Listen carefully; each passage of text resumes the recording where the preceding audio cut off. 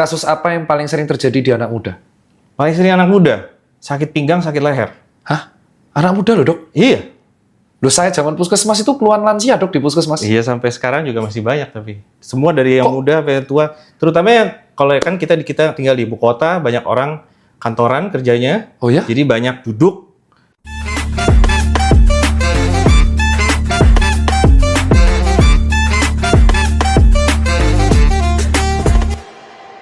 Yo, assalamualaikum warahmatullahi wabarakatuh. Kembali lagi dengan saya Tirta Peng Peng Peng. Dan kali ini kita tidak di studio. Kita kali ini di klinik fisio atau sport klinik atau klinik recovery apapun itu. Dan ini klinik yang unik ya. Nama kliniknya Dokter Fascia, tapi bukan fascia, nama dokter fascia itu kulit. Alamat kliniknya itu di sebuah tower keren. Namanya Tower Prosperity. Intinya gini, asta masuk lantai tinggi. Ngomong aja lah di bionya. Dan kali ini kita tidak sendiri. Ada dokter ganteng di samping saya yang mengobati saya ketika saya robek otot. Tidak lain tidak bukan. Kita sambut bersama tepuk tangannya. Dr. Edward. Oke. Selamat sore, dokter. Selamat datang, Dokter Tirta. Oh, bukan, itu saya. Itu saya. Salah. Itu saya. Kenapa ikut-ikutan ngegas? Enggak. Jadi, Dr. Edward, ini terima kasih atas waktunya di sela-sela kesibukannya. Sama-sama, Dok. Iya, kalau boleh tahu bisa perkenalkan diri terlebih dahulu nggak? Dokter Edward itu lulusan mana, praktek di mana sekarang? Monggo. Oh iya, jadi saya Dr. Edward Reksoatmojo, SPKFR. SPKFR itu adalah spesialis kedokteran fisik dan rehabilitasi. Kemudian saya juga ada gelar MSc, itu Master of Science, dan juga AIVOCA. Gitu, Dok ya? Iya, dan prakteknya? Saya praktek ada di Rumah Sakit Pondok Indah Purindah, di Visio Medical Clinic di Kebayoran Baru, Jakarta Selatan, Kineo Clinic di Gading Serpong. Terus, ini klinik apa? Dokter Fascia ini adalah project juga, adalah project untuk terapi fisik, tapi lebih fokus nanti terhadap pelayanan terhadap fascia. Nanti saya jelasin lebih lanjut tentang fascia. Tapi ini ownership berarti? Ya, adalah bagiannya. Berarti jelaskan dong, kan syutingnya di sini. Jelaskan. Ini ownership atau praktek di sini? Jadi saya manage dan juga bikin konsepnya dari awal, building sama beberapa partner. Kita ada pelayanan fisioterapi yang lebih advance ya, yang jadi lebih premium dan lebih advance supaya kita melayani berbagai macam penyakit-penyakit yang terutama berhubungan sama muskuloskeletal. Itu alasan kenapa lokasinya di Tower Prosperity di Asta. Yes, karena kita pengen grab target marketnya yang lebih banyak ke banyak office worker di sekitar sini. Dan juga di orang-orang yang kan banyak orang kantoran nih banyak yang sakit-sakit leher, sakit-sakit pinggang. Oke, kita di situ kita bisa boleh dibahas tadi itu ya? Boleh. Anda lihat tuh, klinik mana yang belakangnya kayak gini, Bos. Klinik yang belakangnya pencakar langit, Bosku. Oke, kita langsung tanya dulu mengenai background. Saya tadi dengar dokter SPKFR, berarti kedokteran fisik rehab, mirip dokter Ibrahim Agung sama dokter Adrian ya? Betul. Dokter Medok. Kalau boleh tahu S1-nya di mana, Dok? S1 saya di Universitas Pajajaran, Unpad. Bandung, Jatinangor. PTN berarti? Iya dong. Terus spesialisnya? Spesialis dari UI, Jakarta, Universitas Indonesia. S2-nya tadi, Master of Science-nya? Saya jadi ngambil Master of Science in Sports Medicine, Sports and Exercise Medicine, itu di University College London. Jadi UCL London, di UK. Ya. Kok ngeri ya? TOEFL-nya berapa, Dok? IELTS saya 8,5. Anjir! Oh, ngeri kali, coy! Serius, Dok? Iya. 8,5? Iya. Syaratnya kan cuma 7. Waktu dulu. Wah, tambah gila. Oke, siap. Udah turun kali. Bimbingannya di mana itu? Belajar sendiri sih waktu itu. Wah, ini minder. Selalu ya, narsumnya lebih pinter semua. GPA-nya, kalau boleh tahu S1 GPA-nya berapa, Dok? Jujur udah lama ya, jadi kalau nggak salah tuh beda SKET sama koas kan beda nih. Angkatan berapa sih? 2007. Lah, nggak lama banget, 2 tahun di atas saya. 2 tahun di atas saya. Tapi udah lama nggak ngomongin IPK jadi agak lupa. Pokoknya sekitar cum laude lah yang pasti 35, 36, 37 sekitar. Pasti cum laude. Spesialisnya ingat? Spesialisnya terakhir ini baru kan, jadi 3,69. GPA-nya di UCL? Wah itu juga lupa. Itu tahun berapa? Tahun berapa? Mereka ke sistemnya bukan GPA. Tapi? Mereka sistemnya nggak tahu, saya nggak tahu. Iya, jadi mereka bukan pakai angka. Bukan pakai angka? Pas. Itu diambilnya sebelum spesialis? Sebelum spesialis. Jadi S1 dulu baru spesialis? Iya. S1 dulu, S2, Master? S1, kan SKET, koas, ya. Terus internship kan, habis internship berangkat S2, Hah? Habis itu pulang, sempat bikin klinik dulu juga. Guling. Bikin klinik. Kliniknya Terus- guling. Nggak jalan. Enggak, jalan. Oh, jalan sebenarnya. Sekarang. Kok ngeri. Sambil sekolah spesialis, habis itu baru lulus, lanjutin lagi. Nah, pertanyaan pertama sebelum kita tanya jawab. Dari sekian dokter spesialis, kan rata-rata kan kalau kita ambisius di angkatan itu rata-rata pisau. Iya. Apalagi dokter terkait dengan sport. Iya. Logikanya orang-orang saat itu normalnya ngambil SPOT. Iya. Dokter ngambil SP KFR. Yes. Kenapa? Oke, dulu tuh saya sebenarnya kepikiran tuh, tertarik juga pengen masuk SPOT. Sempat nyoba bahkan. Dulu sempat kepikiran, wah kayaknya bagus nih SPOT karena sesuai dengan minat gitu ya. Karena saya suka anatomi, fisiologi, berhubungan dengan otot, sendi, dan gerakan sports dan lain-lain. Cuman waktu dijalanin gitu ya, dan saya lagi itu jalan juga kan klinik juga ya kan. Tapi klinik ini kan lebih banyak manajerial ya dok ya. Mungkin dokter juga tahu ya. Iya. Kan pengalaman managing orang gitu. Iya.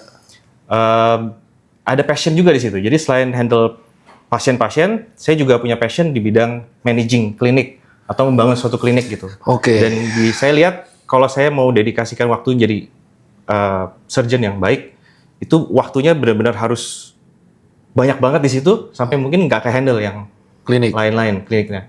Nah, jadi kalau di KFR itu kita memang terbiasa tim. Kita adalah punya tim yang lain terapis-terapis, fisioterapis, terapis okupasi, terapis wicara. Itu semua tuh kita bisa kerjasama bareng untuk handle pasien. Jadi Oke. memang dari sifat dari spesialisnya sendiri itu lebih manajerial lah. Kita jadi bisa menghandle kasus tuh di atas juga gitu loh. Jadi bisa menangani kasus pasien itu bisa dengan membahas bareng-bareng, diskusi bareng-bareng, membuat program bareng-bareng. Habis itu kita dapat feedback dari pasien juga. Jadi saya rasa tuh lebih nyambung. Jadi komunikasi antar profesi jatuhnya ya? Ya betul. Ya betul kan, karena profesi yang dilibatkan dalam KFR itu tidak hanya dokter KFR-nya. Betul. Ada terapis, fisioterapis, terus kita juga bisa kesejawat ke SPOT dan SP. Ya, kita juga sering kan kirim ke SPOT. Kalau emang benar-benar butuh bedah ya kita kirim SPOT. Oke, kita akan lanjut ke lebih segmentasinya sebelum kita ke klinik. Kita akan lanjut ke keluhan kesehatan. Sepanjang dokter praktek, dokter Edward berarti udah praktek berapa tahun nih dok? Untuk KFR ya? KFR total 3 tahunan. 3 tahun. Kalau Nah, resmi dari lulus ya. ya, kalau misalkan 3 tahun praktek sebagai dokter kedokteran fisik rehabilitasi, kasus apa yang paling sering terjadi di anak muda? Paling sering anak muda, sakit pinggang, sakit leher. Hah? Anak muda loh dok? Iya. Loh saya zaman puskesmas itu keluhan lansia dok di puskesmas. Iya, sampai sekarang juga masih banyak tapi. Semua dari yang muda sampai yang tua. Terutama yang kalau kan kita tinggal di ibu kota, banyak orang kantoran kerjanya. Oh ya? Jadi banyak duduk seharian kantoran berjam-jam, duduk posturnya nggak bagus. Saya berdiri aja lah. Kita berdiri aja, Pak.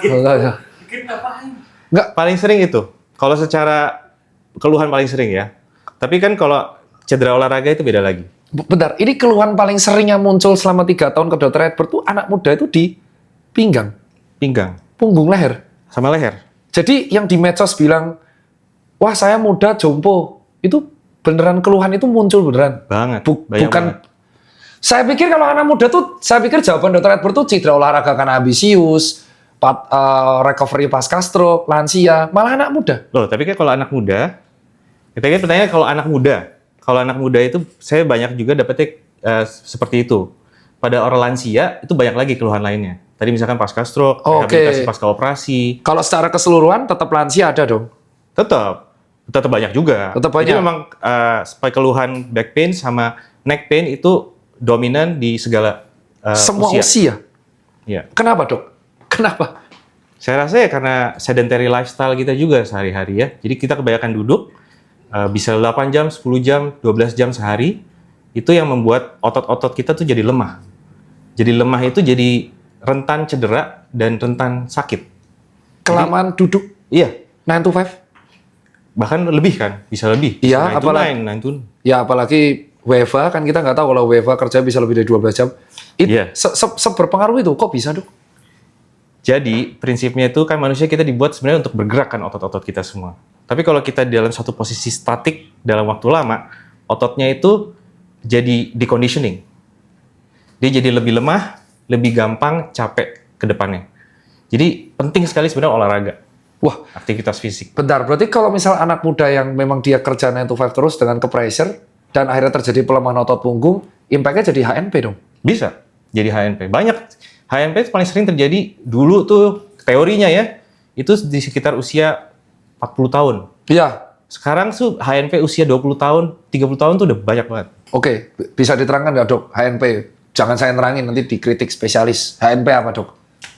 HNP itu adalah herniated nucleus pulposus, itu adalah yang kita suka sebut saraf kejepit yang paling umum terjadi. Jadi tulang belakang kita itu ada mungkin nanti ada gambar ya tulang. Ya, ini tulang belakang. Hakim ya PR ya. Menit Ada ini. gambar tulang belakang, ada tulang-tulangnya, di antaranya itu ada bantalannya. Bantalannya ini bisa terjadi penonjolan dari bantalan tersebut dan bisa menekan saraf. Dan itu yang kita sebut sebagai HNP. Oke. Dan itu juga ada derajat-derajatnya. Ada bisa dari ringan, sedang, dan berat. Kalau sudah berat, itu biasanya salah satu indikasi operasi, tapi kalau dia masih ringan dan sedang itu biasanya kita bisa handle konservatif. Nah kalau sebelum HNP itu kan ada sebuah kondisi kalau kita bilang kayak nyeri skiatik ya. Iya, Kayak sprain di otot lower back dan kawan-kawan itu. Nah itu cara ngebedainnya gimana? Nyeri pinggang diakibatkan cuman regangan otot sama nyeri pinggang akibat HNP. paling gampang itu, walaupun tidak pasti 100% ya, karena kan semua tes itu ada sensitivity dan specificity-nya juga. Jadi yang paling gampang itu kalau dia karena otot doang, biasanya dia sakit di titik itu saja, terlokalisasi. Berarti Jadi bisa misalkan ditunjuk pakai tangan. Bisa ditunjuk, ditekan, sakit di sini, bener di sini doang, di tempat lain nggak sakit. Nah itu biasanya otot itu saja. Oke. Tapi itu bisa saja, memang kasusnya beda ya. Cuma maksudnya bisa aja sebenarnya ada penjalaran juga. Cuman itu complicated, another topic. Oke. Nah kalau misalkan berhubungan dengan saraf, itu biasanya belum tentu terlokalisir. Jadi dia ditekan situ mungkin nggak sakit. Tapi di penjalaran di sepanjang sarafnya tadi, sepanjang saraf siatiknya itu. Makanya kadang nyerinya sebenarnya problemnya di punggung, nyerinya di hamstring sampai sini. Betul, betis paling sering dia menjalar ke sini. Jadi kalau merasa kok ada kayak ngilu-ngilu, ada kayak ketarik gitu di bawah paha sampai kayak betis, terus ada kayak kesemutan, kesetrum. Nah, itu kemungkinan ada penjepitan saraf. Tapi penjepitan saraf itu belum tentu HNP loh. Kok bisa? Jadi- kok ketawa saya jadi bingung ini. Dokter umum, maklumi. Jadi memang paling sering itu orang ngomong saraf kejepit itu HNP, karena itu yang paling umum diketahui. Mungkin Oke. dokter-dokter lain juga taunya HNP. ya di situ. Iya. Tapi sebenarnya saraf itu kan kayak kabel. Kabel dari spinal cord, itu dia keluar dari tulang belakang, dia menyusuri, dia melewati berbagai macam otot, fascia, dan juga sendi gitu kan, sampai ke bawah. Di sepanjang perjalanan itu sebenarnya bisa terjadi penjepitan, atau kita sebut entrapment. Oh, nerve entrapment. Itu yang disebut nerve entrapment. Ya, Saya jadi- baca itu di Tortora. Google aja buku Tortora apa. Itu buku zaman esket ya. Sampai sekarang masih Sampai ada. sekarang belajar Abadi. Itu abadi, saya juga belajar dari situ Bagus dulu. banget soalnya bukunya. Sama Makanya KLM. bagus lah. Sama KLM. Cat Elmur. Oh, Anatomi. Lanjut dong. Maaf ya kawan-kawan ini. Ya bahas antar kedokteran wajar lah. iya. Jadi itu sih tadi dok. Jadi penjepitan saraf itu bisa terjadi di sepanjang jalanan itu, dan memang diagnosisnya itu penting untuk kita tahu benar-benar di mana lokasinya dia. Oke, sebelum kita melanjut lagi ke cedera olahraga, KFR itu kan pasiennya ada lansia. Betul. Habis stroke. Banyak. Habis stroke, iskemi, kalau hemoragi kan kemungkinan wafatnya tinggi banget ya. Yes. Kalau iskemi kan masih bisa diokupasi dan Yes. kawan-kawan. Pertanyaannya, ketika orang stroke iskemik, turun dia ICU dan dia akhirnya sadar, terapinya tuh kan harus jalan di kolam renang, ada netizen yang bilang ya, dan ada orang yang ke kolam renang, terapi sama okupasi. Apakah peran KFR itu sebagai penunjang di pasien stroke, pasca stroke? Oke, jadi peran KFR di pasien stroke ya? Iya, pasca stroke ya. Ya. Jadi memang peran KFR itu bisa masuk dari hari pertama sebenarnya. Hah? Dari hari pertama stroke sebenarnya bisa masuk. Early rehabilitation. Dari hari, ya 24 hours after first attack lah. Oke. Jadi itu biasanya untuk early mobilization. Tapi tergantung ya, kita harus lihat stabilitas dari pasiennya sendiri. Oke. Hemodinamika stabil nggak, kondisinya memungkinkan nggak. Jadi ditemukan banyak penelitian bilang early mobilization itu bagus karena dia semakin cepat bergerak, pemulihan motoriknya akan semakin baik. Jadi dari awal itu kita sudah mulai mobilisasi pasiennya dulu biasanya. Itu biasanya dengan fisioterapi. Kemudian kan stroke itu tuh luas sekali, dia bisa menyerang motorik, dari segala macam, dari lebih berat ke tangannya atau ke kakinya, atau bisa juga menyerang pembicara, speech-nya, gangguan bicara, gangguan menelan, terus gangguan kognitif, gangguan penglihatan juga bisa. Jadi tergantung, stroke-nya kena ke bagian mana. Otak mana, betul. Jadi di situ kita identifikasi, oh ini masalahnya apa aja, gangguan pergerakan biasanya ya. Oh ada gangguan menelan juga. Oh ada gangguan bicara juga. Nah itu kita tentukan dia program terapi selanjutnya apa. Jadi kita yang membuat programnya, oh dia butuh latihan mobilisasi, butuh latihan penguatan, butuh latihan pasif. Itu ranah KFR? Emang kerjaan KFR. Jadi kita yang menentukan terapinya ini paling tepat untuk fase ini apa. Jadi stroke juga ada fasenya kan, fase akut, subakut, dan kronis. Jadi itu programnya juga berbeda-beda. Kalau fase akut biasanya kita fokus ya harus pastiin dia stabil dulu dan mencegah komplikasi-komplikasi dari stroke. Fase subakut nih yang biasanya untuk recovery, lebih baik latihan supaya dia lebih cepat pulih. Jadi kita bisa masuk fisioterapi, terapis okupasi, dan terapis wicara juga. Berapa lama kira-kira waktu? Ini buat teman-teman yang bapaknya sekarang atau ibunya lagi berjuang. Yeah. Berapa lama sebenarnya normalnya kalau seseorang terkena stroke iskemik? Untuk sampai pulih dia bisa normal jalan kaki atau bisa main bola, mungkin lari-lari PS5 mungkin. Yeah. Soalnya tren stroke iskemik di anak muda kan tinggi juga nih. Ada banyak, teman saya juga ada yang kena stroke iskemik tuh usia segini. Iya benar, gara-gara stres kerja gitu. Ada loh, usia 30-an stroke iskemik. Jadi tidak menutup kemungkinan, hati-hati semua teman-teman. Ya itu berapa lama waktu untuk pemulihannya? Balik lagi ke seberapa parahnya. Jadi kan iskemik itu kan berarti ada penyumbatan di otaknya. Kalau penyumbatannya kecil, sedikit yang kena bisa cepat. Tapi kalau penyumbatannya benar-benar total block, itu bisa lama atau bahkan nggak pulih. Jadi generally secara umum itu kita bilang ada golden period dari recovery stroke. Oke. Itu adalah 6 bulan. Tapi ada juga yang bilang 3 bulan sebenarnya. Cuman itu ya range-nya segitulah. Karena setelah 6 bulan itu recovery-nya cenderung ada, tapi nggak banyak lah, minim gitu loh. Jadi nggak mungkin tiba-tiba dia langsung jadi naik lagi. Iya. Jadi biasanya kan dia drop pas waktu stroke, nah dia cepat naiknya lagi, tapi dia mulai melandai. Ada plateau phase. Oke.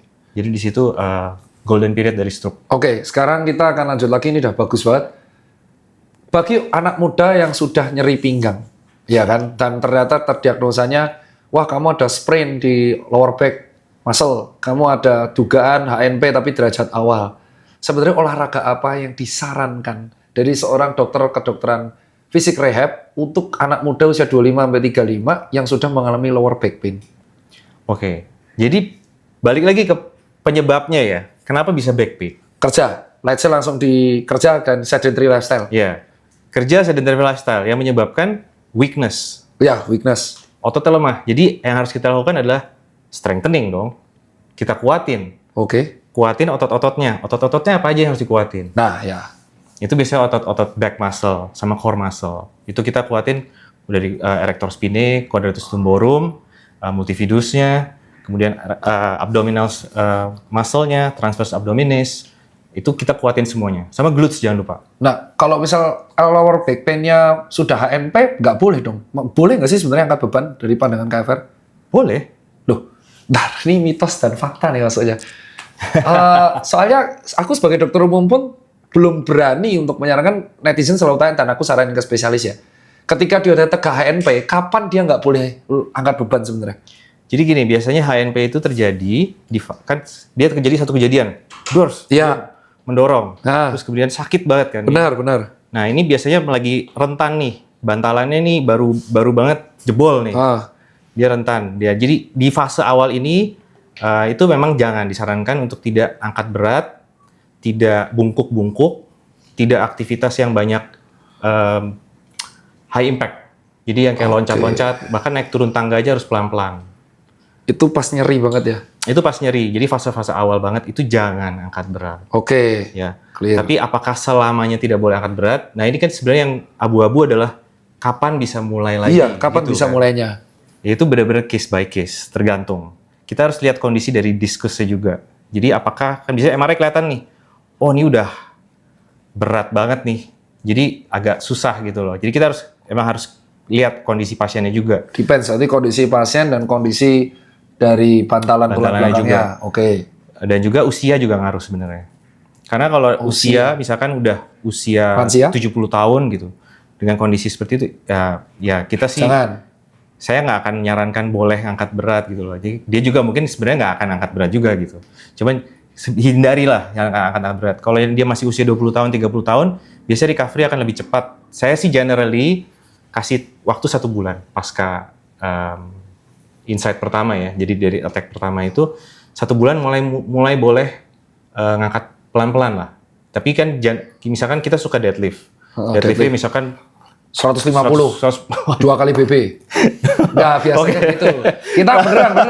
Karena banyak yang share. Saya deadlift 2 kali BB, 140, 150 kilo. Lower back clean. Iya. Terus, Bi? Ya, jadi saya jadinya mulai low dulu lah. Kalau bisa sepertiganya dulu. Deload berarti? Coba.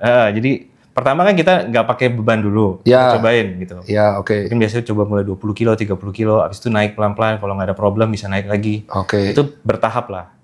Itu bisa didampingi sih. Tapi itu Baiknya didampingin ya? baiknya sih didampingi. Karena kadang takutnya masih salah juga. Kenapa dia bisa cedera di awal? Mungkin ya formnya juga masih salah juga.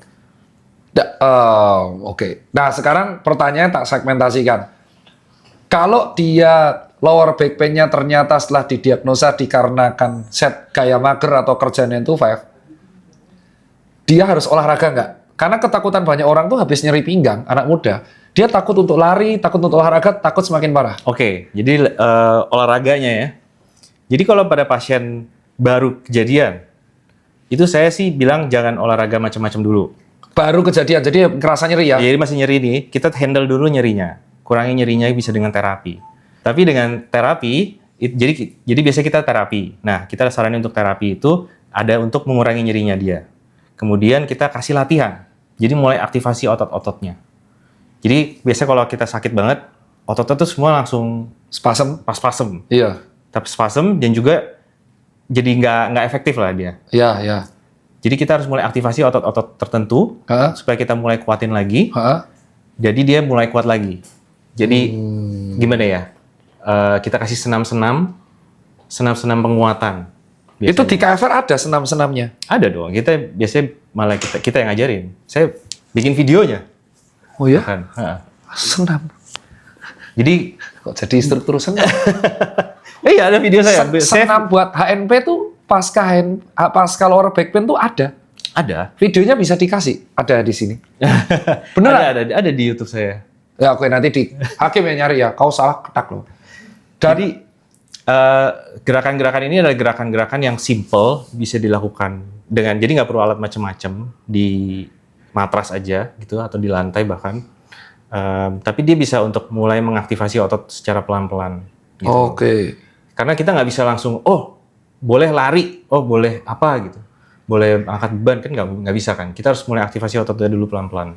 Baru setelah itu kita progres untuk lakukan dia olahraganya sukanya apa. Gitu. Oke, nah kalau dia lower back pain-nya karena cedera olahraga, karena lari, karena deadlift yang formnya salah, karena squat, kapan? Kayak ini ya. Saya kan di sini. Itu nanti topik lain itu ya. Kapan dia boleh angkat beban lagi, kapan olahraga lagi kalau cederanya itu di pinggang karena olahraga. Jadi kalau kayaknya bilang muscle ya. Tadi kita ngomongin saraf kan. Saraf ya, ini saraf, sekarang muscle. Berarti kita ngomongin secara cedera otot. Cedera otot itu biasanya kan ketarik, muscle strain. Muscle strain. Muscle strain itu berarti kan, bayangin teman-teman ya, kalau otot itu kan dia kayak serabut-serabut tali. Jadi kalau dia tarikannya lebih besar dari kemampuan dia menahan, itu pasti ada serabut-serabutnya yang ketarik. Jadi di situ ada terjadi cederanya di situ. Jadi kita harus menunggu dia recover dulu biasanya. Recovery dari ototnya ini generally 1-2 minggu lah. Oke. Kita ngomong berapa, tergantung derajat ya. Oke. Kalau kayak derajatnya lebih berat, biasanya sih 3 minggu sampai 4 minggu. Bahkan bisa lebih. Tergantung derajatnya. Cuma kalau di bagian back, itu jarang yang sampai parah banget. Kenapa? Karena otot dia emang kuat ya. Gede. Ototnya gede dan kuat. Jadi kalau dia ada ketarik, nggak mungkin ketarik semua gitu. Oh. Pasti ketarik sebagian kecil. Oke. Paham. Oke, lanjut. Nah itu kita tunggu dulu dia recovery-nya sekitar 1 minggu sampai 2 minggu lah. Baru mulai untuk olahraga lagi. Dan rata-rata yang ke Dr. Edward yang cedera angkat beban karena gerakan apa? Salah form kah? Ego lifting kah? Atau saya nanti terangin nanti. Kalau saya ada yang general, jangan saya dulu ya. Kalau sebelum ada saya, pasien lainnya itu kalau ke Dr. Edward yang nyari pinggang itu karena apa? Keluhan utamanya kalau yang olahraga? Banyak ya. Jadi banyak kalau olahraga itu biasanya kan angkat beban. Biasanya sih squat atau deadlift. Form yang salah. Formnya salah atau juga mungkin terlalu berat. Ego lifting. Ego lifting. Jadi apa sih istilahnya? Too heavy. Too heavy too soon lah. Nah, jadi buat teman-teman nih dari dijawab sama dokter spesialis. Yang pertama, kalau mau angkat beban, squat dan deadlift, form usahakan benar. Yes. Oke, dan kalaupun benar, jangan ego lifting. Jangan ego lifting dan juga tahu batas. Jadi kan kita harus kasih batas biasanya kan. Kita bisa kuat berapa lama? Kapan kita perlu rest? Karena kalau kita banyak nge-push, satu lagi, satu rep lagi, satu rep lagi. Itu saya kemarin. Nah, apalagi habis kecapean nih. Nah, nih, lanjut ke saya nih. Lanjut ke saya. Jadi saya kemarin ke klinik dokter Fasia, ketemu dokter Edward, konsultasi, akhirnya di refer juga ke klinik satunya. Dan akhirnya saya didiagnosa sama dokter Edward itu kan ada tear ya, ada tear grade 2 di musculus adductor longus. Dan ini kronologi saya ceritain dok. Saya itu memang latihan dari Januari 2024 sampai sekarang Desember 2024 itu memang rutinitasnya antara gym, lari, dan trail itu intensitasnya tinggi. No rest. Even di rest saya itu akan melatih otot aksesoris. Yes. Kebutuhan kalori saya cukup tinggi. Berat saya tetap stabil di 74,1 sampai 75 tanpa penurunan. Massa otot dominan dan fatnya 13%. Ceritanya saat itu di Desember tanggal 1 itu adalah event ke-7 saya berturut-turut dalam waktu 2 bulan. Siksorogo Lawu, elevasi 1100. Ada DOMS 2 hari, hari Rabu saya tetap leg day. Karena saya saat itu ego, kayaknya kalau leg day habis Siksorogo kayaknya aman-aman aja. Aman, memang nyeri tapi biasa aja. Nggak saya anggap. Lalu saya tetap olahraga biasa, bahkan saya di H-2 race, itu saya interval. H-2. Jadi tanggal 8 race lagi, tanggal 1 kan race, tanggal 8 race lagi. H-2 itu saya interval, 800 kali 8. Race hari Sabtu, hari Minggu Planet Sport Run, finish masih 2 jaman. Half marathon, DOM Senin Selasa, Rabu leg day. Nah pas Rabu leg day itu saya melakukan sumo squat, itu nyeri sini, langsung nyeri kayak jarum, kayak jarum. Dan sampai sekarang sebenarnya nyeri. Bunyi nggak? Apa? Bunyi nggak waktu itu? Lebih kayak kaget, tek gitu. Iya kayak tek gitu. Terus habis itu pincang. Iya. Digerakin nyeri, terutama buat gerakan mengayun gini sama kalau kita melangkah tuh gini. Ini sakit banget. Akhirnya kan ke klinik Dr. Edward di Fasia, dirawat sama Dr. Edward, terus dipandu sama fisioterapis namanya Nanta Culture. Saya kenalnya di streetwear. Ternyata dia fisioterapis. Soalnya mukanya nggak kayak kesehatan, kayak jamet. Mukanya kayak jamet. Bener kan? Mukanya kayak jamet, kayak preman, kayak motor. Loh kok ternyata. Nah ternyata kan grade 2. Pertanyaan saya simple sebelum ke recovery.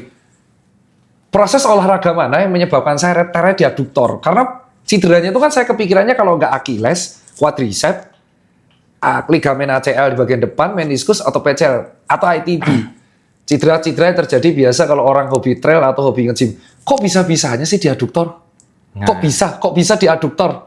Kok bisa? Kok bisa? Itu pertanyaanku bener-bener kok bisa di aduktor? Karena itu adalah salah satu otot yang sering dilupakan. Satu itu. Jadi kalau teman-teman mungkin nggak tahu aduktor itu apa? Aduktor itu adalah ada gambar. Kau pusing kan kau. Nanti tanya ya, aduktor longus. Jadi tuh aduktor itu adalah otot di bagian dalam dari paha. Nih.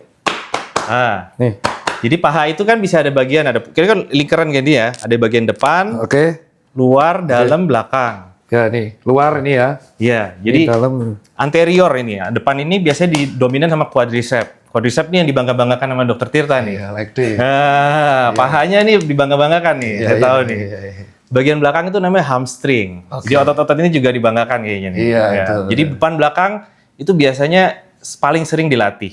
Jadi kan kelihatan gitu loh. Yeah. Bagian luar itu adalah ITB. Dia nggak banyak, bukan otot secara dominan, dia band sebenarnya. Ototnya itu dari glutes ini, sambungan dari gluteus Oke. sama ada juga TFL, tensor fasciolata. Jadi Oke. dia ini penguatan biasanya kalau kita squat, kita kan latihan biasanya squat kan, itu Ya. akan menguatkan juga bagian sini juga soalnya. Oke, ITB bisa kan banyak orang bilang cedera ITB, bisa disingkatannya apa dong? Iliotibial band. Nah, iliotibial band. Nah. Di sini ya. Betul. Terus tapi kalau misalkan yang di bagian dalam, Nah, ini aduktor, saya. ini yang suka dilupakan. Karena dia di otak aduktor itu di bagian dalam fungsinya untuk ngejepit ke dalam sini. Oke, benar. Nah.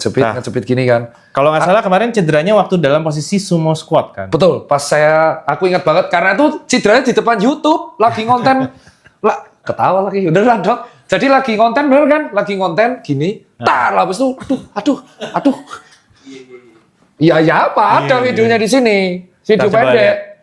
Reels kok YouTube Reels. Coba dilihatin prosesnya. Oh sakit banget dok, itu sampai beneran kok nyeri banget ya? Jadi sumo squat kan kita posisinya kebuka ya. Ya gini ya, gini. Pahanya terbuka ke depan. Gini. Jadi kita akan dominan menggunakan aduktornya juga ikut aktif. Ya sekarang nggak sakit, aman. Iya, udah benar, udah Udah sembuh. 2 minggu, ya berkat dok ya, tapi takut. Nanti itu testimoni bener ya. Terus. Karena dia jarang dilatih, jadinya dia lebih gampang tear. Apalagi kalau dengan, misalkan kita beban squat vertikal lurus begini, Oke. itu bebannya bisa squat 60 kg gitu misalkan. Atau bisa berapa dok? 100. Oh 100, oke. Sorry. Bisa 100. 60 tuh Tapi di posisi baru begini, kalau kita udah buka begini, kan dia menggunakan otot yang berbeda. Iya betul. Jadi Kalau tuh- kita paksa di 100, ya 100 paksa. ya jadi nggak kuat. Dia belum kuat sampai segitu. Jadi Biasanya kuat dok. Apa karena faktor aku? pasti ada faktor fatigue-nya juga. Fatigue dari otot yang sebelumnya sudah dipakai lari-lari tadi itu. Nggak. Lari yang menggunakan aduktor tuh lari trail run yang nanjak gunung, downhill, turun gunung atau lari datar. Semua juga pasti pakai sih. Heh? Secara tidak sadar semua akan aktif. Jangkrik. Iya dong. Terus kapan restnya dok? Kapan rest ideal? Rest. Kapan rest istirahat yang ideal buat olahraga itu netizen tanya sebagai dokter yang ego pun aku tahu egois ya ego. Kemakan ego, suwe tak akui. Kapan istirahatnya kalau gitu? Jadi saya sih selalu saranin kalau emang, apalagi bukan profesional atlet kan ya kan? Bukan kan ya, atlet profesional, jadi kayak recreational sport atau atlet lah.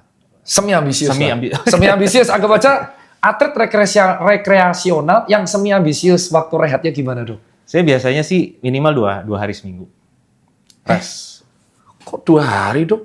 Nego 1 itu nggak boleh. Ya 1-2 hari lah. Kenapa harus ada rest? Ya karena dia butuh waktu untuk recovery ototnya. Kalau enggak kan, kalau kita pakai terus nih ototnya, dia akan breakdown. Ototnya itu bakal, pernah suka DOMS nggak? Suka DOMS, tapi DOMS. tak intake protein. Oh, iya. Saya anggap DOMS itu sugesti. Jadi kayak capek kan, ototnya tuh breakdown semua, jadi dia pegel sakit. Gitu. Benar. Itu artinya sebenarnya dia waktu recovery. Kita bawa protein untuk membantu recovery-nya. Tapi kalau sebelum dia bisa fully recover, kita udah pakai lagi, itu ya lama-lama dia akan lebih cepat capek, akan lebih cepat fatigue. Biasanya sih recovery itu berlangsung 2-3 hari, makanya biasanya saya kasih jeda 2 hari rest day biasanya. Nah, kalau misalkan gini, aku lari, terus rest day. Pas rest day ini aku boleh ngelatih bicep nggak? Boleh dong, boleh banget. Jadi intinya yang disirahkan restnya itu adalah Otot tersebut. Oh, oke.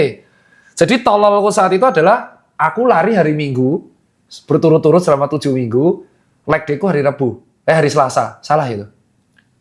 Jadi Minggu aku lari, Minggu lari. Senin itu bicep, Selasa aku udah leg day lagi. Oh iya, ya mungkin belum siap sih. Cuman Oh. mungkin di kasus-kasus tertentu biasanya oke gitu ya. Tapi mungkin ini akumulasi dari sebelum-sebelumnya juga kan. Iya, dari Januari aku kayak gitu terus. Ya, iya makanya itu nggak bisa dibilang satu insiden itu aja sebenarnya. Nah, oke. Dan kapan robekan otot tear atau otot tear itu harus dioperasi? Itu netizenku tanya, kenapa nggak dioperasi aja dok? Biar simple. Matamu simpel goblok. Nggak simple cok operasi itu. Maaf ya dok ya, ini emosi saya soalnya. Jadi kapan tear atau otot strain itu harus dioperasi atau tidak? Ya, jadi operasi itu pasti kita kalau udah parah banget, itu udah grade 3 atau total tear. Jadi yang tadinya ini nyambung semua, dia benar-benar putus sampai menjauh. Jadi kalau udah begini, biasanya kita harus sambungin dia lagi ke sini. Karena kalau enggak, ya dia nggak akan fungsional, dia akan berhenti di sini, dia nggak akan bisa nyambung ke sana lagi. Tapi kalau dia sebagian cuman seberapa fibernya doang yang keputus, masih ada yang nyambung di sini, dia masih bisa pulih lagi nih. Jadi nggak perlu operasi, karena operasi pun pemulihannya bisa 2 bulan, 2-3 bulan. Nah, kalau dokter bisa mendiagnosa saya atau ada tearnya masih nggak grade 3 itu dari apa kemarin? Bisa diceritain nggak, Dok? Kemarin saya lihat pakai USG. Jadi pakai USG itu adalah cara yang paling cepat dan simple, Dok ya. Kita bisa langsung tempel, lihat fibernya bagaimana bentuknya, ada berapa yang ada seberapa yang robek, di mana lokasinya dan seberapa robeknya. Itu kita bisa kelihatan langsung. Ada fotonya kan kemarin ya? Ada nih fotonya di sini, nanti dilihatkan ya. Udah ya, ada saya kasih. Nah, terus Netizen ngomongnya tuh hamilnya di mana? Goblok. Kau pikir USG cuma buat kehamilan? Tolol. Maaf ya, Dok. Emang kayak gitu loh kan saya. Terbiasa ya, Dok ya. Kaget. Terus gimana, Dok? Kalau lagi. Terus USG terus. Iya. Itu USG. Jadi kita bisa lihat dari USG gampang kan, cuma ditempel doang dan murah biasanya sih. Jadi kalau emang ada pemeriksaan lain itu yang MRI, tapi MRI itu mungkin lebih jelas kelihatan semuanya. Cuman dia akan ribet, pertama harus di rumah sakit, harus biasanya bikin appointment dan juga mahal, Dok. Oh iya, mahal ya. Mahal dan juga ya harus masuk ke tube itu sekitar setengah jaman, agak-agak lebih ribet aja sih. Kalau USG langsung kelihatan. USG Walaupun tidak sedetail MRI. tidak sedetail MRI. Nah, sekarang perawatannya. Ketika di klinik dokter Fasya, Dokter Edward kan menginstruksikan fisioterapis.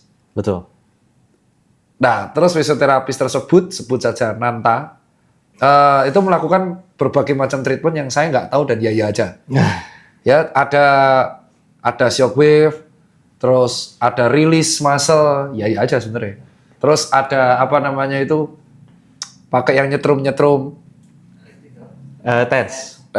Ya, saya kan nggak tahu nih. Sebenarnya fungsinya itu semua buat apa? Oke. Jadi harus di-breakdown satu-satu sih. Karena semua alat itu ada fungsinya sendiri. Saya kira gimmick tuh. Biar saya bayar mahal aja di klinik ini. Sebenarnya Fungsi bener loh. ya 2 minggu. Makanya orang-orang tuh bingung. Dokter tuh cederanya gimmick atau beneran? Saya cedera beneran kan, Dok? Bener. Ngeyel ada itu kesel, terutama Randy ya, anak MCN, kampret ada itu. Masa saya dibilang gimmick cederanya? Mana mungkin kamu cedera 2 minggu bisa lari? Ente bincangan sekarang. Nah, sebenarnya treatment yang dilakukan oleh fisioterapis kayak shockwave, itu nanti videonya di sini dilihatin ya, ada. Oh, nggak ada ding itu soalnya internal, ada shockwave, ada setrum, saya nyebutnya alat strum kayak strum aki, beneran parah banget itu. Terus ada videonya di aku, terus sama muscle release, itu sebenarnya fungsinya buat apa aja, Dok, di klinik ini? Oke, jadi sekarang kan lagi cedera nih. Kemarin aku datang sini kan lagi sakit-sakitnya. Betul. Datangnya pincang-pincang sampai kayak Diajak lagi. begini. Pincang. Aduh, sakit banget ya, nggak bisa jalan gitu ya. Jadi pertama kita pasti harus handle pain-nya dulu, kurangin nyerinya dulu. Jadi kenapa otot ketarik, muscle strain itu sakit banget? Kenapa? Biasanya di situ ketarik dan di situ terjadi edema. Edema itu bengkak kan. Terjadi pembengkakan di situ dan jadi ya kayak inflamasi lah, inflamasi baru yang terbuat di situ dan itu menimbulkan nyeri. Jadi di situ biasanya ada edema dan stiff, otot-otot jadi tegang, spasm. Ya. Untuk mengurangi nyerinya secara cepat itu kita rilis dulu ototnya. Kemarin kan kita lakukan sempat di dry needle ya. Seperti tusuk jarum ya di situ ya. Ya itu. Nikmat ya. Katanya itu nangis. Itu pertama kali aku nangis tuh. Dry needle apa bedanya sama akupuntur? Beda. Jadi dry needle itu soalnya kemarin netizen yang ngomong dry needle-nya, Dok saya di akupuntur bisa rilis sakitnya, itu dry needle. Nggak semua jarum mau sebut akupuntur. Bedanya dry needle pada KFR dan fisioterapi dengan dry needle akupuntur itu apa? Ya akupuntur itu sebenarnya punya ilmu sendiri ya. Betul. Dia asalnya dari China. Dia punya buku sendiri, teori sendiri, semuanya ada titik-titik akupuntur. Dan spesialisasi sendiri. Iya, spesialis sendiri. Saya nggak tahu tentang itu, saya nggak belajar. Jadi saya nggak bisa testimoni di situ. Cuman kalau akupuntur itu setahu saya dia akan lebih fokus ke titik akupunturnya. Dia stimulasi titik akupuntur menghasilkan efek tertentu yang tergantung titik tersebut untuk apa. Oke, paham. Kalau dry needle itu kita fokus ke otot dan fascia. Jadi kita merilis otot dan fascianya. Fascia apa, Dok? Jelaskan, Dok. Ini pusing ini orang-orang nih. Fascia itu apa? Bukan nama orang kan? Saya tahu namanya, tapi biarkan beliau jelasin langsung apa fascia. Jadi ini mungkin teman-teman belum banyak yang tahu atau belum dengar. Jadi fascia itu sebenarnya adalah organ terbesar di tubuh kita. Betul, setuju. Jadi dia ini adalah selaput di badan kita, di seluruh badan kita yang menyelimuti, yang menghubungkan satu badan kita. Jadi dari ujung kepala sampai kaki itu ada fasianya. Dan itu semua di-connect dengan fasia, di dalamnya itu ada pembuluh darah, ada saraf juga. Betul. Jadi kalau ada yang sakit di satu tempat, itu misalkan di pinggang gitu, dia sebenarnya bisa nyambung ke kaki, bisa ke atas, itu kok jadi bisa nular gitu loh. Jadi kan pernah dengar kayak gitu nggak? Iya. Sakit di sini, kok jadi sakit di tempat lain juga. Betul. Itu biasanya kan berhubungan karena fasianya juga jadi bermasalah. Kelar kok udah kejawab itu. Jadi kita sekarang lihatnya udah modern sekarang ini nggak cuman di titik itu aja, tapi kita juga harus benerin di tempat-tempat lainnya juga yang berhubungan. Karena kalau apalagi sudah kronik dok, sudah lama gitu ya, sudah tahunan sakitnya, itu bukan cuma satu titik, pasti dia udah nyebar kemana-mana. Jadi harus dibenerin semuanya. Oke. Karena makanya kalau di sini tur doang dibenerin, nanti lama-lama jadi balik lagi atau jadi pindah ke sini. Prone injury jatuhnya.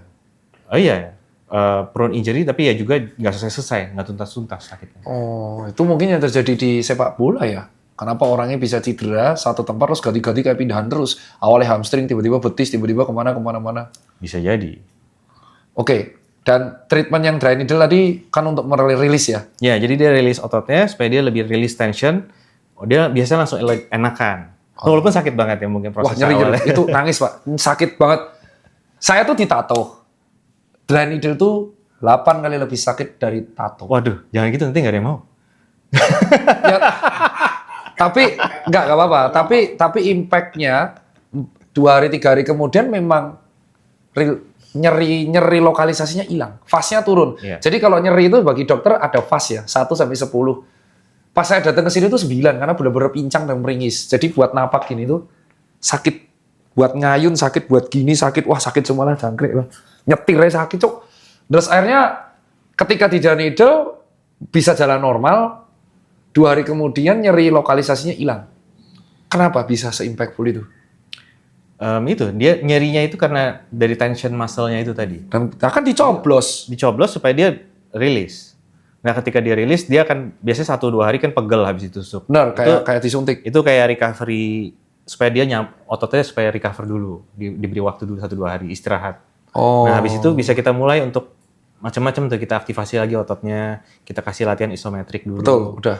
Terus kemudian alat-alat lainnya juga itu juga berfungsi untuk mengurangi nyeri tadi. Nah, alat kedua, shockwave, sama alat ketiga setrum-setrum. Fungsinya apa? Itu saya lakukan di 2 hari, 3 hari setelah dry needle. Jadi hari Sabtu, aku ingat tuh, habis USG. Ya. Hari Sabtu, itu di Dr. Edward menginstruksikan Nanta di klinik fasia itu untuk setrum-setrum sama shockwave itu buat apa, Dok? Jadi buat shockwave itu kita lakukan pertama sama sih sebenarnya prinsipnya mirip. Kalau untuk dia beda-beda ya. Jadi kalau pada otot itu biasanya untuk release tension juga. Nah, ini kayak Tapi dia lebih menyeluruh lah. Oh. Jadi kan needle kan spesifik target kan. Ya. Sakit kan. Ya. Kalau mau rilis menyeluruh, menderita pasiennya. Ya nangis saya, nangis. Sumpah kalian. Dry needle itu memang enak, tapi wah aku mending ditato semua badan cuk daripada itu semua badan. Nanti takut beneran di sini orang. Beneran, tapi itu memang enak, efektif dry needle yang ditancap-tancap itu. Nah kalau shockwave itu dia bisa merilis juga, tapi kan dia lebih menyeluruh gitu loh. Kita sebarin areanya dan lebih nyaman lah. Tapi memang efeknya tidak sedrastik itu. Setrum. Kalau setrum itu TENS itu biasanya untuk mengurangi nyeri. Jadi dia memblok. Jadi nyeri itu kan sensor dari sarafnya kan ya. Jadi kita blok sensor sarafnya dengan memberikan stimulasi listrik di situ. Nanti akan dilakukan di sini kok teman-teman. Nanti diliatin prosesnya si Nanta Jamet ini nge-strum saya. Nanti coba kalian cek aja, cek di kolom komentar. Anda percaya nggak kalau orang seperti ini itu fisioterapis S1. Dan itu outputnya beneran ya 2 minggu sih. Aku 2 minggu.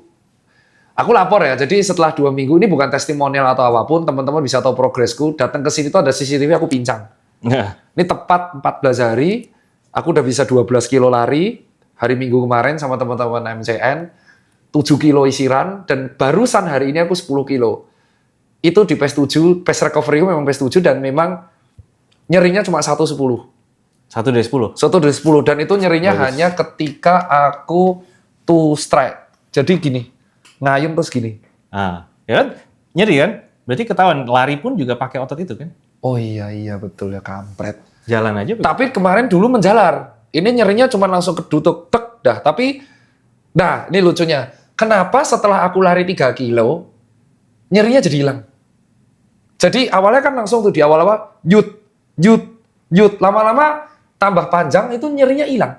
Iya. Emang karena ototnya kepake gitu jadi nyerinya hilang? Atau karena pembesaran vasodilatasi? Aku sih berteori, wah ini kayaknya gara-gara aliran darah meningkat, ototnya kepake, jadi sel peradangannya membuat nyerinya jadi hilang. Kok bisa nyerinya hilang? Ya jadi biasanya nih ya. Jadi kan kalau kita sebenarnya sih untuk mulai lari harusnya belum. Oh, nggak boleh ya? Harusnya sih. Nggak boleh, nggak nekat ya? Iya. Diwarahin berarti. Nah, udah lari 24 kilo tuh tak? Gila. Tapi ya udahlah. Udah lah, nggak apa-apa. Bisa lah. Padahal Sebenarnya sih cuman nggak apa-apa, nggak masalah. Cuman akan memperlambat aja recovery-nya. Jadi kita untuk maksimal recovery dari ototnya itu, kita butuh waktu kan. Nah itu kalau masih ada nyeri, berarti masih ada cedera. Nggak boleh. Tapi kenapa kalau udah mulai lari, jadi hilang? Nggak berasa. Itu mungkin karena dia udah banyak kontraksi di situ, bisa karena kontraksi dari otot itu sendiri, dan juga dari adrenalin kita kan juga udah mulai naik, itu juga bisa masking efek dari nyerinya itu sendiri. Tapi sebenarnya masih ada kan. Jadi kalau udah berhenti dari situ mungkin jalan. Oh jalannya enggak H+1? Oh, H+1-nya sakit tapi lagi. nggak pincang? Ya. Jadi itu belum benar-benar hilang sebenarnya. Tapi itu kan jadi masking efek karena mungkin ya dari adrenalin dari Oh larinya. masking effect berarti? Bisa. Terus kapan saya boleh leg day? Saya belum back squat lagi. Kapan saya boleh back squat lagi? Wah, saya harus tes assess dulu dong. Kita baru belum periksa Mau lagi nih. tes aksesnya sakit. Nanti Enggak, sebagai dokter aku bacot kuat ya. Tapi kalau menjalani sebagai pasien enggak mau, aku sakit soalnya. nanti kita share ya. Saya cara assess gimana periksa adduktor strain itu gimana nanti saya share. Ada. Nanti kita peragain kalau mau.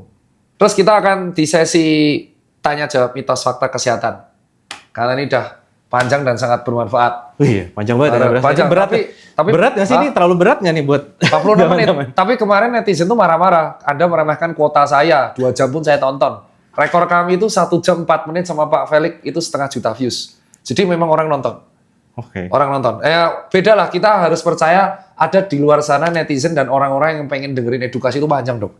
Jadi Indonesia Emas masih ada lah. Ya, Walaupun, amin. Amin. Walaupun yang dengerin ternyata bukan anak muda ya, orang-orang tua.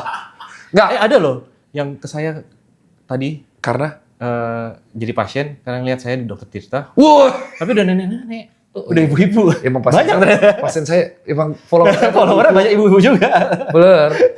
Mitos fakta kesehatan bareng Dokter Tirta dan Klinik Dokter Fasya. Pada waktu kemarin, si Nanta dan Klinik Dokter Fasya ini beberapa kali event lari itu menyediakan ice bath. Oh iya. Ice bath berfungsi memulihkan cedera otot. Mitos atau fakta, Dok? Mitos. Mitos. Oke, faktanya gimana?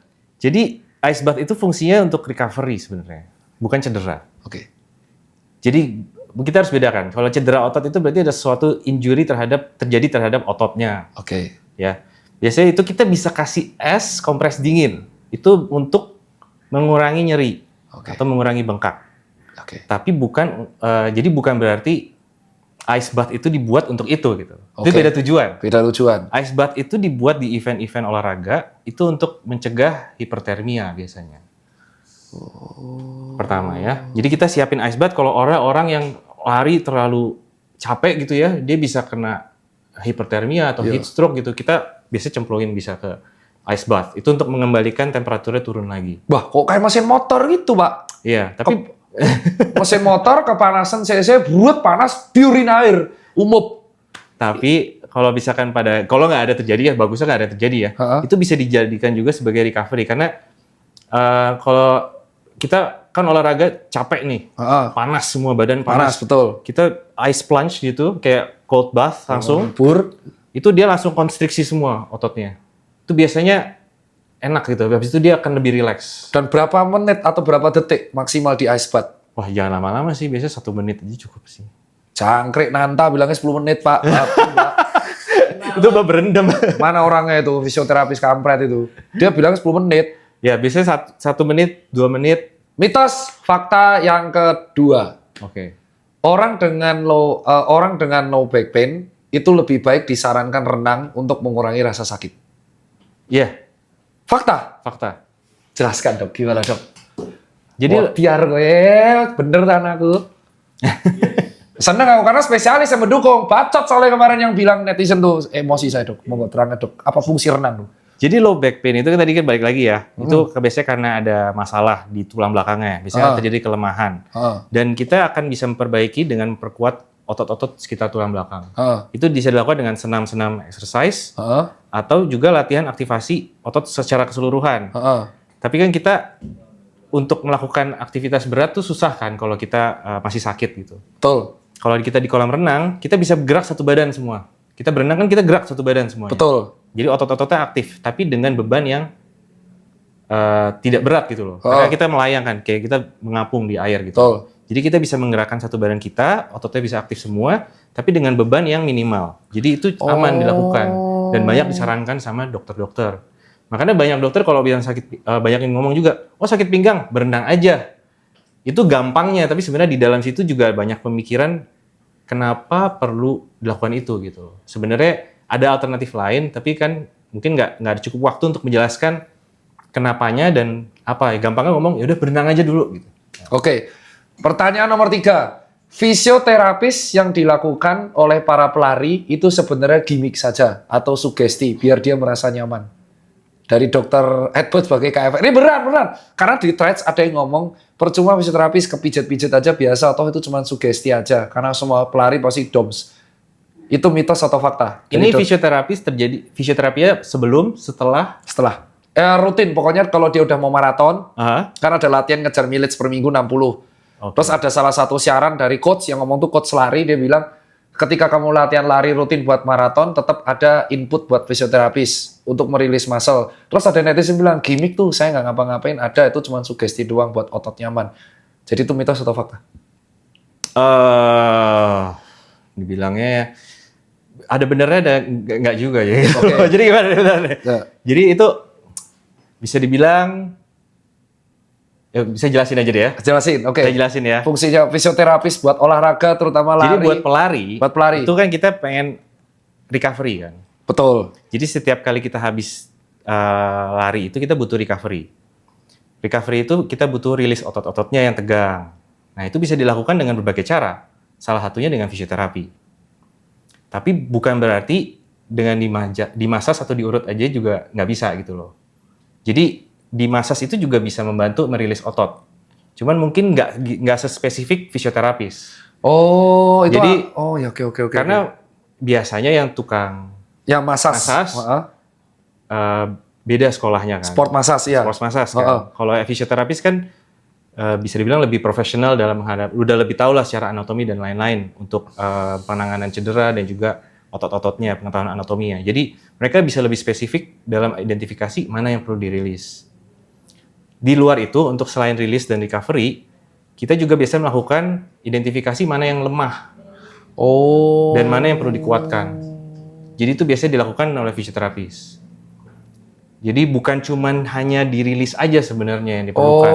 Jadi untuk mendukung performance dan juga recovery yang cepat, dan juga ya mungkin peningkatan performance ya, jadi speed-nya naik, endurance naik, itu penguatan otot-otot lain juga perlu. Jadi isi fisioterapinya itu bukan cuma rilis doang kadang, tapi juga perlu latihan-latihan penguatan. Pertanyaan nomor 4. Kenapa fisioterapis harus belajar perlu anatomi sampai katanya paru, kardiovaskular, jantung? Aku baru tahu itu. Sebagai dokter Edward kan timnya banyak fisioterapis. Yang S1 kayak gitu. Kenapa harus belajar seperti itu? Karena mereka memang berhubungan dengan semua organ tubuh itu. Jadi mereka melakukan terapi-terapi. Mereka juga punya profesi penjurusan fisioterapis. Jadi mereka juga punya sub-subnya lagi. Ada yang suka sport, suka muskuloskeletal, kardiorespirasi, dan mereka punya bidangnya sendiri gitu loh. Mereka mendalami mana. Jadi fisioterapi itu bukan selalu urusannya tentang sport dan otot?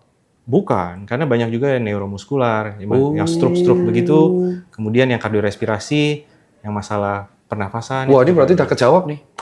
Udah kejawab semua berarti. Karena orang netizen tuh ngiranya ya fisioterapi itu ngurusnya cuma otot dan olahraga. Makanya banyak yang ngomong kenapa nggak ke sport massa saja atau tukang urut. Iya. Ternyata bedanya Beda. sebanyak itu ya.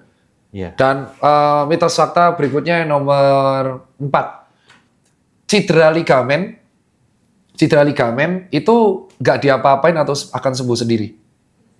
Kalau ini pertanyaan krusial nih sebagai seorang dokter KFR, cedera ligamen nggak diapa-apain akan sembuh sendiri.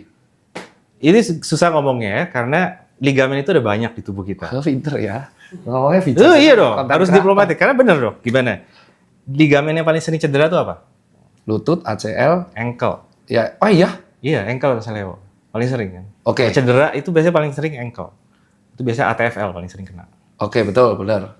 Terus ketarik, pronasi. Jadi kita ambil contoh kasus ankle aja ya. Oke. Paling sering kan ankle. Ya, kerak gini. Ankle itu ligamennya paling sering kena karena sendinya itu paling mobile, salah satu yang paling mobile. Jadi dia juga rentan karena dia nahan di sisi kan pelitak begini, inversi dari ankle begini, yang nahan cuman ankle ATFL itu doang. Betul. Jadi kalau dia ketarik, dia most likely akan cedera kalau dia kesleo. Nah itu biasanya bisa maksudnya didiamin ya. Itu generally bisa diam dan bisa pulih kalau dia tidak robek total. Jadi dia ada grade-nya juga sama kayak otot, grade 1, grade 2, grade 3. Kalau grade 1 itu dia cuma ketarik, itu biasanya pulih total. Grade 2 mungkin dia akan lebih terjadi kelemahan. Jadi penyembuhannya itu akan ada semacam fibrosis gitu ya. Jadi Waduh, jaringan parut ya? jaringan parut, jadi mungkin dia nggak akan sekuat yang belum pernah cedera. Tapi kalau udah putus, itu udah sulit untuk bisa nyambung lagi kecuali operasi. Dia. Nah, beda cerita kalau yang sering teman-teman pernah dengar itu ACL. Itu kan heboh tuh di mana kalau olahraga bola atau basket. Saya ACL nih, padahal ACL itu punya setiap orang. ACL itu biasanya yang terjadi total tear. Nah itu nggak bisa sembuh sendiri sih. Itu biasanya butuh operasi. Jadi tergantung ligamen yang kena tuh di bagian mana dan juga seberapa berat derajatnya. Kapan ACL itu nggak butuh operasi? Gejalanya gimana yang nggak butuh operasi? ACL itu nggak butuh operasi kalau biasanya pada pasien-pasien yang tidak butuh olahraga berat, aktivitas berat. Oh jadi Pasien umur 60 tahun yang aktivitas sehari-hari cuma jalan-jalan aja, itu jarang sekali nggak akan direkomendasi untuk operasi sih. Contoh dia hobi basket, terus ACL-nya tear grade 2. Cari uangnya bukan dari basket, perlu dioperasi nggak? Ini usia berapa? 35. Grade 2 ya? Grade 2. Nah itu grade 2 itu debatable karena parsial masih. Oh, Karena dia masih bisa nggak? Masih bisa aktivitas nggak? Masih bisa main nggak? Kalau ditanya tiap loncat sakit. Jadi kan kita bisa ada proses konservatif treatment dulu kalau kayak gitu. Jadi kita akan terapi, rehab dulu 2 bulan, 3 bulan, kita tes bisa kembali normal nggak? Kalau nggak bisa, mungkin opsi terbaiknya operasi. Tapi kalau ini atlet ya, Harus.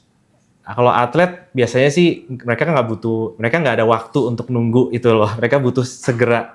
Jadi mereka biasanya mungkin opsi operasi sih. Oh makanya kemarin aku sempat tanya dokter KFR sama dokter SPOT, jawabannya satu, dokter Asa sama dokter KFR, dokter Ibrahim. Tanyakan kepada orang tersebut cari uangnya pakai lutut apa enggak. Nah iya itu penting sekali. Nah kalau dia misalkan basket tapi cari uangnya harus berdiri lama di KRL, kan cari uang pakai lutut juga. Nyeri kan? Operasi dong. ACL itu bisa jadi nggak nyeri kalau udah lewat fasenya. Jadi ACL itu kenapa nyeri? Itu biasanya karena awal terjadi dia bengkak. Kalau bengkaknya udah hilang, dia yang terjadi cuman laxity aja. Yang goyang-goyang Jadi ya. goyang-goyang. Jadi kalau dipakai banyak aktivitas olahraga atau yang berat gitu ya, mungkin bisa terjadi bengkak lagi gitu. Tapi kalau cuma dipakai untuk jalan, selama dia lumayan kuat, otot lututnya, quadricepsnya dan lain-lainnya, dia cukup stabil, manageable lah. Mungkin bisa nggak nyeri gitu. Waduh, berarti kalau udah grade 2 tergantung orangnya dong. Mau cari uang pakai lutut apa enggak? Karena kalau nggak cari uang pakai lutut, otomatis dia tidak akan melakukan aktivitas seberat yang dulu dong. Betul. Otomatis hilang semua dong kemampuannya. Misal dia dulu hobi lay up, sekarang nggak bisa lay up. Iya. Tapi banyak kasus atlet yang ACL nggak direhab, maksudnya nggak dioperasi, direhab aja gitu ya, dilatih, dikuatin, bisa-bisa aja. Ada contohnya? Ada. Pasien dokter?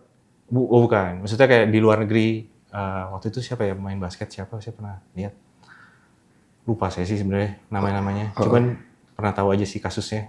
Jadi ada yang memang kasus-kasus ACL yang tidak dioperasi, ya. tapi masih bisa. Walaupun mungkin performance-nya nggak akan Jadi ngubah gaya main ya? Mungkin bisa ya. Jadi ngubah style main, jadi dia lebih konservatif juga. Nah, pertanyaan terakhir. Sebagai seorang olahragawan, anggap itu pebasket, terus pelari, angkat beban. Kita nyeri pegel otot. Kapan kita harus ke klinik? Kayak klinik dokter fascia gini. Kapan kita harus ke klinik? Kalau nyeri. Kalau gimana? Kapan kita harus ke klinik kalau kita olahragawan? Kalau nyeri? Kalau nyeri ya? Itu beda. Nyerinya kan kita, netizen kan nggak bisa kayak dokter. Wah ini DOMS nih, ini nyeri biasa. Nah ini tipsnya nih, kapan teman-teman netizen nih yang hobi lari, hobi angkat beban, hobi apa lagi nih? Hobi basket, harus ke klinik. Ya, jadi biasanya ini kalau lagi habis olahraga ada nyeri, itu ada satu kejadian khusus nggak? Misalkan kayak tiba-tiba ketarik kayak dokter Tirta gitu kan. Jadi tiba-tiba sakit banget, nggak bisa aktivitas normal gitu loh. Nah itu sebaiknya langsung mencari mencari bantuan dari medis gitu, diperiksa gitu ke dokter. Tapi kalau emang cuma nyeri-nyeri, aduh kok kayak nggak enak, kayak pegel-pegel, kayak DOMS nggak jelas gitu, biasanya sih tunggu 2-3 hari dulu. Itu akan menghilang nggak? Misalkan dengan di rest, dengan di kompres bisa, apakah akan baik nggak? Kalau nggak membaik, dicoba dulu aktivitas, kayak dicoba olahraga lagi. Masih sakit nggak? Kalau emang masih sakit, coba cari bantuan di situ. Oke, 2 pertanyaan terakhir ini menarik. Pertanyaan kedua, pegel otot kalau kita ada nyeri atau cedera langsung diurut aja, terutama gastrocnemius, pejat betis nanti hilang sendiri. Iya, itu banyak. Makanya beneran ini pemain bola nih. Ada orang main bola, set pegel nih DOMS, DOMS nih, DOMS betis, lari kita maraton, DOMS nih betis. Tukang urut aja, paling DOMS-nya hilang. Iya. Nggak, ini nggak mendiskreditkan profesi, jujur. Nggak usah main aman dong, kita sesuai medis saja.